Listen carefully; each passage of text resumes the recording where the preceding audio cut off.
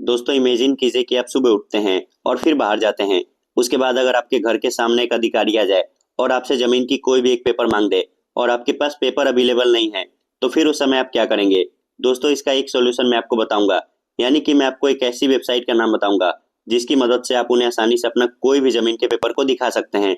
तो इसके लिए सिंपल आपको अपने मोबाइल फोन में किसी भी ब्राउजर को ओपन कर लेना है। ब्राउजर पे आने के बाद अब यहाँ पे आपको बिहार भूमि ये सर्च कर लेना है। उसके बाद यहाँ पे आपको बिहार भूमि होम पेज के ऊपर क्लिक कर देना है। इस पे क्लिक करने के बाद अब यहाँ पे आपको कुछ इस प्रकार का इंटरफेस देखने को मिल जाएगा, जिसमें यहाँ पे आपको कई सारे ऑप्शन देखने को मिलेंगे। यहाँ पे आपको एक ऑप्शन मिलेगा भू अभिलेख का। दोस्तों भू अभिलेख एक ऐसा वेबसाइट है जिसकी मदद से आप कई सारे डॉक्यूमेंट निकाल सकते हैं या पीडीएफ के फॉर्मेट डाउनलोड भी कर सकते हैं। तो अब यहाँ पे आपको भू अभिलेख के ऊपर क्लिक कर देना है। इस पे क्लिक करने के बाद अब यहाँ पे आपको दो ऑप्शन मिलेंगे, डिपार्टमेंट लॉगिन और पब्लिक लॉगिन। तो आपको यहाँ पे पब्लिक लॉगिन के ऊपर क्लिक करना है।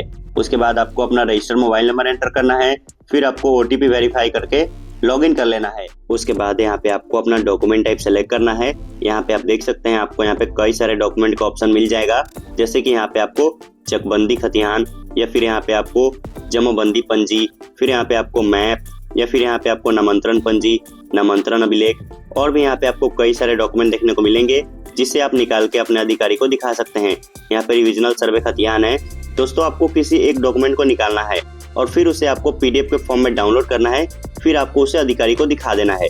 जैसे कि मैं एक एग्जांपल लेके बता रहा हूँ।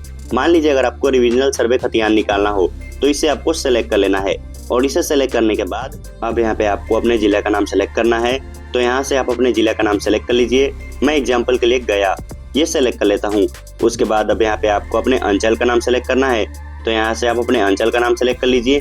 मैं यहाँ पे बेलागंज ये सेलेक्ट कर लेता हूँ। उसके बाद अब यहाँ पे आपको अपने मौजा का नाम सेलेक्ट करना है। तो मौजा में मैं यहाँ पे अलालपुर ये सेलेक्ट कर लेता हूँ। उसके बाद अब यहाँ पे आपको पार्टी नेम, खाता नंबर, खेसरा नंबर, अगर ये आपको याद हो तो यहाँ पे एंटर करना है, फिर यहाँ पे सर्च के ऊपर क्लिक करना है, और अगर नहीं याद है तो आपको यहाँ पे डायरेक्ट सर्च के ऊपर क्लिक कर देना है।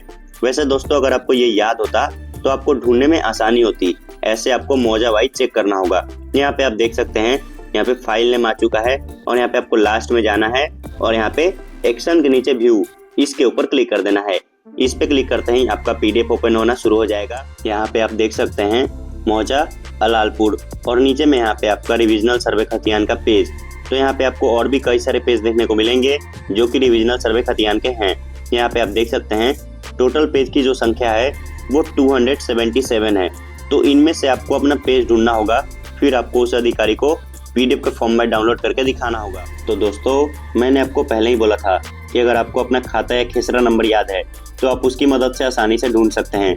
अब अगर आपको वो नहीं याद है तो आपको इन 277 पेज में से ही अपने रिविजनल सर्वे खतियान के पेज को ढूंढना होगा, फिर आपको उसे पीडीएफ के फॉर्म में डाउनलोड करके अपने अधिकारी को दिखाना होगा।